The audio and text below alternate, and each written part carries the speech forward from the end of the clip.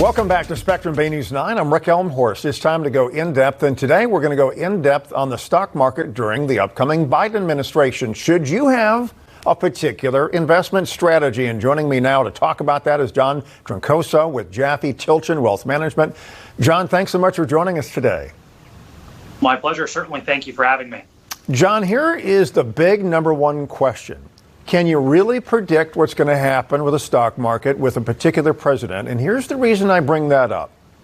Right before President Trump went into office, a Nobel Prize winning economist predicted doom and gloom. The economy was going to tank. The stock market was going to tank. All right, let's look at the numbers. When President Trump got inaugurated, January 2017, the stock market was at 19,827. The last time I checked, it was a little over 30,000. How can people who claim to be so smart get it so wrong? Well, it certainly is an age-old question. I think by and large, we put way too much weight on politicians and prognostications. Altogether, I don't think politicians make radical changes to how you live your daily life on any given day. And frankly, I think the prognosticators are 50-50. I mean, they're no better than 50-50. There's a wonderful book out by Professor Schiller over at Yale, and he talks about narrative economics. And he articulates how we constantly try to create a narrative to drive the economics and vice versa. And frankly, our prognostications aren't that good. We have to look in longer terms if we're going to make any prognostications and say in 10 or 15 years, the market is very likely to be higher than it is today. And those are the terms that we can prognosticate. But over a year and 2 years, it's very, very difficult. All right, let's say you're a person who likes to get involved in trading stocks. You're not just a person putting money into a 401k or something like that. Are there any particular policy things, though, that you think are coming in with the Biden administration that somebody may be looking at and go, hey, I should be investing in this sector or in that sector or getting out of this place? Right. So I'll address what areas you might want to avoid. I think just like in golf or in sports, you want to avoid the big miss. So I think the worst place to be is potentially going to be fossil fuels and energy. And it's not to say that fossil fuels are going to be going away completely in the next 5 or 10 or 20 years. But I think that it's more likely than not that the policy that's going to be coming out of Washington in a divided government, remember, is still going to be negatively impactful. I think this year, in 2021 specifically, the consumer has been hit very hard. And certainly politicians are going to be using that as grandstanding material. So, debt collectors and credit card companies and maybe some financial institutions might be hit legislatively. On the other side of the equation, certainly clean energy has had a fantastic run as President Biden or President-elect Biden started to gain steam over the summer. I think some of those stocks are up 100 or 500%, even if you look at Tesla as an example.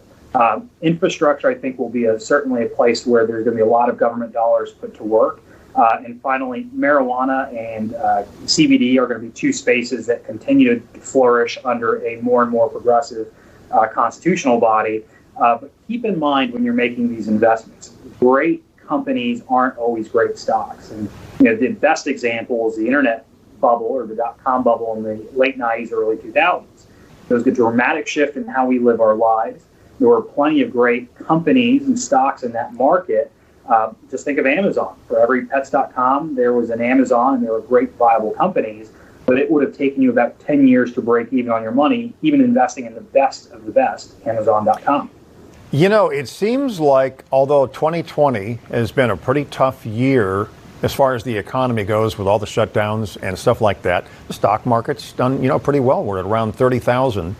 What do you think for this upcoming year? Maybe if we get a large percentage of Americans vaccinated, it seems like there's potentially a really pent-up thing here for people to get back to work and maybe even spending more money than they are now, though. No question. And certainly the government stimulus that was provided to us earlier this year and subsequently just recently has been a tremendous boost to our domestic economy.